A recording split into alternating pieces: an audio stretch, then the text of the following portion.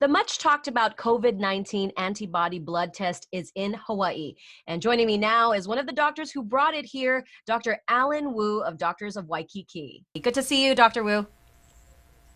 Thank you so much. Thank you for having me on the show. And it's important to talk to you because you are actually one of these pioneer clinicians that have brought this antibody blood test to Hawaii. It's a bit controversial. We're hearing a bit of a debate amongst people saying that it may be too soon to use. What is your take on all of this? Well, I think a lot of things right now, due to the pandemic, a lot of things are getting rushed through what we call emergency use authorization. Remember, these tools are for us to help screen people, and it's not just a pure diagnostic. We have to look at symptoms and we have to do confirmatory tests. So when we do these tests, we do have control subjects who we know that were already COVID positive. So we did contribute to a large amount of our patients to the DOH, confirming that they were positive for coronavirus or COVID-19 was a nasal PCR molecular test. And we asked those patients to come back to do a follow-up, and we did the finger test to see their IgM and IgG antibodies, and they do pop up. So you have to understand, this is how those other countries in Asia has actually contained the virus itself. Once they're positive on this, they automatically get a swab for the PCR for confirmatory purposes. Now, remember, all of these tests, even the swabs done at our local labs here, at our big, large laboratory, are still using emergency utilization authorization. So the same platform that this serum antibody is under. So you're actually getting double confirmation if you are active. There's been a lot of criticism about why we aren't testing more broadly, more asymptomatic patients that have been in contact with possible cases or are at risk. Why do you think that is? What is our challenge as a state in terms of doing more widespread testing? One, I think, is the availability of tests. So we have to scale our testing to who's at risk more and who's symptomatic more. And I think DOH and the state actually did a great job, but like you had to have this these lists of symptoms before they would test you initially. But as more tests is available, I think the general public who want to get tested should be allowed to do it. Like us, we only have this set amount of tests available. And it's easier for me to say, hey, I'm going to give it to the first responder to test first until we can get a bigger supply to test the entire public who wants to get tested. I think that's really important. And for the first responder that we're testing, they understand what's going on. Whereas the general public, unless you're into science, you kind of understand medical terminology. You don't understand, well, if you really haven't traveled anywhere, you really haven't had any symptoms, you really haven't been exposed to anybody, and you're just hanging out at home, we should save this limited resource to people who are really at risk. And we're just trying to corner those people at risk first and then to test them. And whether or not we're actually having asymptomatic spread. And that's also kind of important because those people are, the first responder are the ones that are running around and taking care of everybody. And if they were the asymptomatic spread, it's kind of good to know. But if you're just kind of hanging out at home, I think the likelihood of you spreading into somebody else is not that high. And we have to look at, well, what's at risk more. And I think this is the reason why we have chose the path that we have gone. And one, I think all of this new diagnostic tool comes to hand, it will be even better so we can offer it to the general public. And just like everything, there's the time to rev up the production, and there's time to validate these tests. There's time to do quality control. And that's why it's important that, and maybe next week, we're going to have another new test that we can implement. And there's always going to be criticism on things that are not new. But, just like when at first we said, hey, going to Asia is a risk factor, people said, no, you can't say that. But look at where we are today. Well, Dr. Wu, as someone who has been on the front lines of this from the very beginning, what are some of the biggest misperceptions that are out there that you've seen in the media or that you've seen people talk about? Is there something that you've seen that just really needs to be debunked?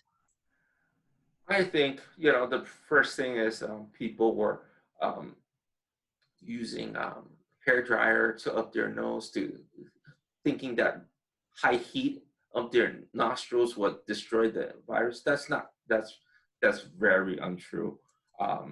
Have to understand how the virus replicates and how the virus tracks. And even I think a lot of clinicians are not doing the correct way of when they actually get the nasal swab. Actually, you require that nasal swab to go all the way back to the end of the nasal passage to get good sample. If you just did it outside, you're gonna get false negative all the time. I think a lot of times that's not done correctly. You have to go a lot further. And there's a great, we like to practice evidence-based medicine. So there's a great article this week about how to actually get a proper sample. And that's actually, you have to go pretty far back to obtain that sample. And that's published on the New England Journal of Medicine. So, these are things that people need to realize. Um, the pathophysiology of this virus actually replicates down in your lungs, destroys certain specific cells, like the surfactant cells in the lung. So, those are the ways that we detect. So nothing really up here that they can put a blow dryer on. When they do the test, they need to go all the way far back. Mhm. And, we've also heard a lot of reports now that there's a recurring positive cases in some of these countries that have been good at containing their outbreak, like South Korea, like Singapore. What do you think is causing that, those re-positive cases? Well, I think what we don't really understand is how many different strain of COVID-19 there is, and we don't really understand how quickly the mutation does occur. Just like each year's flu season, how why does one flu vaccine works one year and one doesn't? It's because these viruses do mutate, and there's actually multiple strains.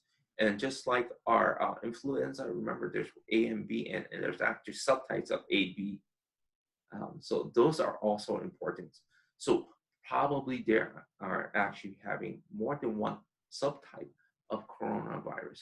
And remember, when you have antibodies, it's specific for each strain only.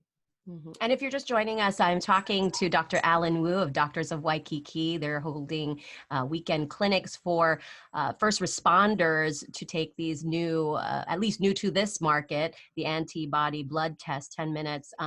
Dr. Wu, another question that we're getting is basically what can be done then if everything is so uncertain and testing is, not widespread, are these social distancing and stay-at-home orders and mandates, are they really helping to flatten the curve? I, I think the data shows across the country that our mandating stay-at-home policy is working. It's flattening the curve. And if you look at our trajectory from our data, you can see the total number of new cases actually has decreased significantly. And the number of people who are getting hospitalized is a lot lower than what it was initially, end of March to beginning of April. And you see, once we stop the conjugating of large group of gathering, you can see the number of infection has gone way down now. And I do hope that there's enough data to prove to our state leadership that we can probably open up parts of our island in the first week of May. I really think Wow, that's interesting. I just wanted to say because there's, that's kind of a point of contention, right? Some people believe that it's too soon, beginning of May. Others say, we need more systems in place before that can happen. What's your take then? I think we can probably open certain parts, and I don't think you can open the entire state up. definitely, I think we need to hold off on our visitors because they're the ones that, I mean, we did a great job. Look at our rates right now. We're in like the teens only, where we were up in 30 something um, at one point. And I think that shows that the stay-at-home policy is working. Um, and I'm very proud of our state. I think we're one of those leader state. If you look at the per capita test that we did for our island, it's impressive. We're a lot higher than any other state, and our geographic location is great because you only can get here by air, you only can get here by boat, and I think we have really clamped down on the amount of travelers from those two transportation modes. And you can't drive to Hawaii from LA. That's not possible. And I'm very proud of what we have done. Mm-hmm. And I just wanted to tell our Facebook community who's watching, if you have any questions for Dr. Wu, just pipe in on the comments. I've just been following them. There is, to some degree, Dr. Wu, we always get those naysayers that say this is all a sham. We're fear mongering. That you always get that voice, right? That's saying that this is too much. We're doing too much. What do you think about that? What do you say? I think people will tend to say that, but you want to tell them if you really think about it. I always use my family model. If this happened to your family member, how would you feel if you haven't done your social distancing, if you haven't done the testing, if you haven't done what you can do in your capability to help your loved ones to not contract this illness? I think that will make a difference. If I know I haven't done everything in my power and one of my family members are ill from this, me as a clinician, me as a person, me as a father, a husband, I will feel terrible. And I think the naysayers can think that way, but you talk to the families that are affected by it, they'll tell you, no, you have to understand the impact on this for families. It's great, and especially here in Hawaii. I'm a local boy. I grew up in Pearl City. I'm proud to say I'm a local boy. And a lot of people live in multi-generation homes. You have elderly, you have little kids. When I tested so many positive at one point, I was so scared to be in the house that I slept in the couch and I ate at different times from my kids. And that's what I kind of had to do because of what the type of things I'm doing right now. So that's really important. I think if people really truly understand that, then they will say, hey, this is for everybody, not just for those who are affected. Yeah, we often focus on the ones that actually have, the deaths from this disease, but there's a lot of people that have recovered. Can you share some of the stories? How many people have you seen that have tested positive? Give us some of your numbers over there at your clinic. So we have tested positive 18 patients. All but one is released back to full recovery. And we actually grabbed those 18 back and we actually tested them just to validate our test. And so most of them, there's one that didn't show positive on IgM, IgG. So we're wondering was he actually a true positive, because the PCR machine is very sensitive and might pick up false positives, right? But his IgM and IgG were negative. But all my other patients were all positive. So we're very proud. That's why we said we brought in all 18 to retest them to revalidate our new serology test. And it's amazing. Oh, good. So that provided enough proof for you that they were at least reliable. I don't know what percent is that, 90% of the time or something. That's right. It's about 95% accurate. So you will have that margin, 5% margin of error for false positive or false negative. So, we have to always take it to our best scientific diagnosis. And nothing's ever 100%. I never believe anything. There's always a margin of error for everything. And that's why if you're positive, we're going to confirm it with the PCR molecular test and with a nose swab. And those people that recovered, did you provide anything? What kind of treatment did you give them as they were going through this? Well, it depends on the symptoms. A lot of times, what we're trying to do is there's a lot of controversial about what type of antibiotics to give or antimalarial pills to give and steroids to give.